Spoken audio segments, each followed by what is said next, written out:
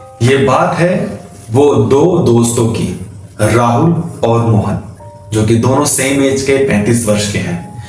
राहुल जो चीनी का शौकीन है, मीठा उसको पसंद है, कोल्ड ड्रिंक उसकी जान है। और दूसरा मोहन जो कि हेल्थ कॉन्शियस है और अपनी हेल्थ को लेके बहुत कमिटमेंट रहता है। और ना ही वो कोई कोल्ड ड्रिंक पीता है, ना ही कोई वो शुगर एटम खाता है। लेकिन कुछ समय बाद जब ये दोनों अपना टेस्ट करवाते हैं तो डॉक्टर भी हैरान हो जाते हैं। जो राहुल जो कि हर चीज खाता था, हर चीज पीता था और हर चीज एंजॉय करता था, उसका ब्लड शुगर लेवल नॉर्मल। उसी के दूसरी तरफ मोहन जो कि हेल्थ को कॉन्शियस और अपने आप को डेडिकेटेड रखने वाला, वो प्री डायबिटिक में। आखिरकार ये दोनों की रिपोर्ट बदली कैसे? ये कौन सा कारण है जो कि दोनों को अलग रास्ते पे ले गया? नमस्कार, मैं डॉक्टर गौतम, नेचुरोपैथी कंसल्टेंट। आज मैं आपको इन दोनों बच्चों की कहानी में कौन दुश्मन है इनका, वो दिखाऊंगा। जब भी शुगर की बात या जब भी डायबिटीज मेलाइटस डिजीज की बात होती है तो हमारा सारा का सारा ध्यान आपके घर में रखी हुई चीनी पे आता है। लेकिन साइंस का देखने का नजरिया अलग है। साइंस इस कंडीशंस को मेटाबॉलिक डिजीज के नाम पर संबोधित करती है। और मेटाबॉलिज्म को सिर्फ आपकी प्लेट का खाना नहीं, आपके मन में चल रहे इमोशन भी कंट्रोल करते हैं। याद कीजिए वो दिन जब आप बहुत ज्यादा मानसिक तनाव में थे। मानसिक तनाव, चाहे वो आपके जॉब का इंटरव्यू हो, चाहे वो एग्जाम की तैयारी, या कोई पारिवारिक समस्या, या किसी अपने को हॉस्पिटल में देखते हुए वो स्ट्रेस। आपको मालूम होगा जब आप इस कंडीशंस को देख रहे थे, महसूस कर रहे थे, ऑब्जर्व कर रहे थे, तो आपको आपकी भूख नहीं लग रही थी। आप अपना खाना छोड़ चुके थे। आपका सारा का सारा ध्यान आपके उन स्ट्रेसफुल कंडीशंस में था, ना कि आपकी भूख पर। उन दिनों दिल की धड़कनें तेज हो गई होंगी, आंखों की नींद गायब हो चुकी होगी, मन का चैन दूर हो चुका होगा। आपको मालूम है ये किसने कराया? आपके स्ट्रेस ने, आपके मानसिक तनाव ने। असली डैमेज तो आपकी बॉडी में चल रहा है। आपकी बॉडी इस कंडीशन में एक अजीब गलती करती है। मैं एक छोटी सी स्टोरी सुनाना चाहूंगा, तभी आप मेरी अगली बात को समझ पाएंगे। कोई एक व्यक्ति जंगल में जा रहा है, उसे शेर दिख गया। शेर को देख के वो घबराया। घबराने के बाद उसका दिल की धड़कनें बढ़ गई, उसके माथे से पसीना आने लग गया और वो घबरा गया। ये कंडीशन को बोलते हैं स्ट्रेस कंडीशन, पैनिक कंडीशन। अब इसी कंडीशन को थोड़ा लेके आते हैं। कोई एम्प्लॉय है, वो अपना काम अधूरा करके अपने बॉस के पास गया और बॉस ने उसको डांट फटकार लगाई। अब ये भी एक स्ट्रेस कंडीशन में वो एम्प्लॉय पहुंच गया, उसके माथे से पसीना टपकने लग गया, उसकी दिल की धड़कनें बढ़ गई कि मेरा काम कंप्लीट नहीं है, मेरा बॉस मेरे को बहुत कुछ बोल रहा है। ये वही कंडीशन है जो वो शेर के सामने थी और ये बॉस के सामने थी। दोनों में क्या सेम है? स्ट्रेस। और ये स्ट्रेस और इमरजेंसी दोनों कुछ कुछ सीमित लगते हैं।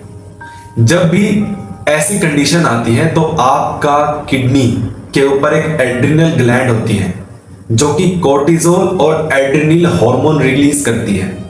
अब दोनों कंडीशन में वो शेर के सामने जो आदमी था वो घबराया हुआ अपने आप को बचाने के लिए सारी कोशिशें करेगा, और दूसरा ये एम्प्लॉय अपने आप को सही साबित करने के लिए अपनी सारी चीजें, बातें अपने बॉस के सामने रखेगा। दोनों में ही एनर्जी का यूज होता है, चाहे उस शेर के सामने से भागना हो या बॉस के सामने बॉस की सारी बातों का जवाब देना हो, स्ट्रेस कंडीशन में रहकर। और यही एंट्री होती है एक शरीर के ऐसे ग्लैंड की जिसका नाम डायबिटीज की डिस्कशन में बहुत कम लिया जाता है, और वो है लिवर, जो कि आपके शरीर का एक बैंक है। इस बैंक में पैसे नहीं, ग्लूकोज स्टोर होता है। और जब भी कोर्टिसोल हार्मोन बॉडी में रिलीज होता है इमरजेंसी कंडीशन में, तो लिवर को एक ऑर्डर दिया जाता है कि जल्दी से जल्दी एक्सट्रीम अमाउंट में या सफिशिएंट अमाउंट में ग्लूकोज को भेजा जाए ब्लड के अंदर। ये वही कोर्टिसोल है जो कि डर में निकल रहा था किडनी से, और लिवर तुरंत ब्लड ग्लूकोज को ब्लड में भेजना शुरू कर देता है। और इस बात में ध्यान दीजिए, आपने कुछ खाया भी नहीं है लेकिन फिर भी आपके ब्लड में ग्लूकोज का लेवल बढ़ चुका है। ये वही वजह है जो लोग स्ट्रेस कंडीशन में फास्टिंग ग्लूकोज को हाई देखते हैं। बॉडी को लग रहा है कि आपको भागना है शेर से या बॉस से, लेकिन आप भाग नहीं रहे हैं, आप अपनी चेयर पर बैठकर टेंशन ले रहे हैं और इस टेंशन के अंदर वो ब्लड के अंदर ग्लूकोज जमा होता जा रहा है धीरे धीरे धीरे। और अब इमेजिन करिए ये जो खेल चल रहा है कोर्टिसोल का, ग्लूकोज का ब्लड में आने का, ये एक दिन का नहीं, अब ये कंडीशन लंबे समय तक हो जाए तो, ये कंडीशन महीनों की हो जाए तो, ये स्ट्रेस लेवल लंबे समय तक आपके साथ चले तो, रोज स्ट्रेस, रोज कोर्टिसोल, रोज बढ़ता हुआ ग्लूकोज। अब दूसरी एंट्री, पैनक्रियाज, एक ऐसा अंग आपके शरीर का जो कि इन सभी खेल को मैनेज करता है इंसुलिन की वजह से। अब आपके पैनक्रियाज को मजबूरन ज्यादा इंसुलिन बनाना पड़ता है। शुरू में इंसुलिन सारी की सारी प्रॉब्लम को कवर कर देगा, पर्दा ढक देगा, लेकिन बार बार वो इरिटेट हो जाएगा, उसकी सेल्स इरिटेट हो जाती हैं। वैसे ही जैसे कि आपको कोई व्यक्ति बार बार फोन कर रहा है और आप इग्नोर करते जा रहे हैं, वैसे ही आपकी सेल आपके इंसुलिन को इग्नोर करना शुरू कर देगी। अब इसी कंडीशन को, इसी सिचुएशन को इंसुलिन रेजिस्टेंस बोलते हैं। अब इसी पल से डायबिटीज की कहानी शुरू हो जाती है। क्या आपने नोटिस किया है जो ज्यादा मानसिक तनाव में रहते हैं उनका बेली फैट, उनकी तोंद शरीर से बाहर निकल जाती है। हाथ पैर तो पतले रहते हैं लेकिन ये वाला पेट लालाओं की तरह बाहर हो जाता है। रिसर्च ये दिखाती है कि क्रोनिक कोर्टिसोल बेली फैट का निर्माण करती है, आपके इस तोंद का निर्माण करती है। ये नॉर्मल फैट ना होकर विसरल फैट की देन है। और समझिए ये पूरे के पूरे एब्डोमिन एरिया जहां पे लिवर, पैनक्रियाज इतने महत्वपूर्ण अंग होते हैं, उन्हीं के आसपास इकट्ठा होगा और इंफ्लामेटरी केमिकल्स रिलीज करते हैं। यानी स्ट्रेस आपको मेंटली नहीं, मेटाबॉलिकली भी बीमार कर रहा है। अब स्ट्रेस का एक और प्रहार, नाप की नींद। आप टेंशन में होते हो, आपकी नींद खराब हो जाती है। पुअर स्लीप आपके कोर्टिसोल हार्मोन लेवल को और एक स्टेप बढ़ा देती है। फिर इंसुलिन रेजिस्टेंस एक स्टेप और बढ़ जाता है ऊपर, फिर शुगर भी एक स्टेप और आगे बढ़ जाता है, फिर स्ट्रेस भी, जब सारे आगे बढ़ गए तो वो भी पीछे हटेगा, वो भी आगे बढ़ेगा। ये सब एक साइकिल बना देते हैं आपके जीवन में, जिसमें कई लोग फंस चुके हैं बिना समझे जाने। तो अब राहुल और मोहन की स्टोरी पर वापस चला जाए। मोहन ने ना मिठाई कम खाई लेकिन स्ट्रेस ज्यादा खाया, टेंशन खाई, पुअर स्लीप खाई, एंजाइटी खाई, और उसका बॉडी हर दिन एक इमरजेंसी कंडीशन में खड़ा पाया। और आपको तो बताया था कि जब बॉडी इमरजेंसी कंडीशन में होती है तो हाई कोर्टिसोल रिलीज करती है। हाई कोर्टिसोल हाई ग्लूकोज को रिलीज करता है जो कि बिना कुछ खाए निकल रहा था। तो ये साइकिल मोहन की चलती गई और चलती गई। और इसलिए हमेशा याद रखिए, डायबिटीज का जो फॉर्मूला है ना, वो चीनी नहीं है। कभी कभी फॉर्मूला चेंज भी होता है। स्ट्रेस से बड़ा कोर्टिसोल, कोर्टिसोल से बड़ा लीवर से निकला एक्सेस ग्लूकोज। एक्सेस ग्लूकोज से क्या हुआ? Insulin resistance. इंसुलिन रेजिस्टेंस से क्या हुआ? Pre diabetic. अब प्री डायबिटिक के बाद क्या आता है आपको मालूम ही है, डायबिटीज। और इसलिए आप अपनी शुगर को कंट्रोल करना चाहते हैं तो प्लेट की तरफ मत देखिए, अपने माइंड की तरफ देखिए। कुल मिला के ये छोटी सी स्टोरी बताने का सिद्धांत मेरा यही है कि आप अपने मानसिक तनाव को कम करिए।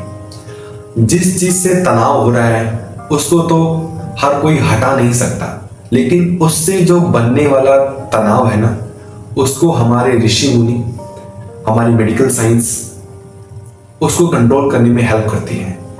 कुछ चीजें मैं आपके सामने रखूंगा, जैसे कि योग। योग में वो ताकत है जो आपके मानसिक तनाव को कम भी करेगी और लड़ने के लिए आपके अंदर वो हौसला भी लाएगी। आप अपने मन को, अपने चित्त को कंट्रोल करने के लिए मेडिटेशंस, ध्यान बहुत ज्यादा इंपॉर्टेंट है। इतना सब कुछ मैंने आपको बताया, वहीं आके रुकना पड़ा ध्यान पे। जैसे ही आप अपने मन के विचारों पर अपनी सांस की रोक लगाते हैं, आपके मन के विचार वहीं थमने शुरू हो जाते हैं। जैसे ही सांस का आवागमन शुरू होता है, सांसों के अंदर होती है ऑक्सीजन। ऑक्सीजन वो प्राण शक्ति है जो आपके चित्त में उछल रही विचारों को संजो के एक जगह रख सकती है, आपके शरीर से दूर कर सकती है। तो ध्यान और फिजिकल एक्टिविटी, ऐसी स्ट्रेंथनिंग एक्सरसाइज के लिए योग को अपने जीवन में उतारिए। आप आपके जो जीवन का समय है, हर किसी के लिए आप अवेलेबल हैं, लेकिन आप अपने लिए कब अवेलेबल होंगे, वो दिन आपको लाना पड़ेगा। आज नहीं तो कल, अभी नहीं तो कभी नहीं। अपना डेली रूटीन प्लीज शेड्यूल करिए। अपने 24 घंटे के अंदर 30 मिनट अपने लिए निकालिए। नहीं समझ में आता है तो बहुत सारी योगा एक्सरसाइज आपके सोशल मीडिया पर अवेलेबल है। बहुत संत, बहुत योगाचार्य आपका अवेलेबल है, लेकिन ये सब पॉसिबल तब होगा जब आप ठानेंगे। आप अपनी नजर उन गोलियों से हटा के अपने इस माइंड पर लाएंगे। अगर मेरी इस छोटी सी स्टोरी को समझ चुके हैं तो मुझे मालूम है आपने कल सुबह क्या करना है। मैं आपका वेट करूंगा, आपके उस कमेंट का, जो कि इस मेरी बातों को सुन के आपने जो एक्शन लिया है। मैं उस कमेंट को पढ़ूंगा और दिल से धन्यवाद दूंगा कि आपने मेरी छोटी सी कहानी को अपने जीवन में सबसे बड़ा महत्व दिया। आशा करता हूं कि आपको मेरी वीडियो अच्छी लगी होगी और बहुत धन्यवाद आप सभी का। नमस्ते।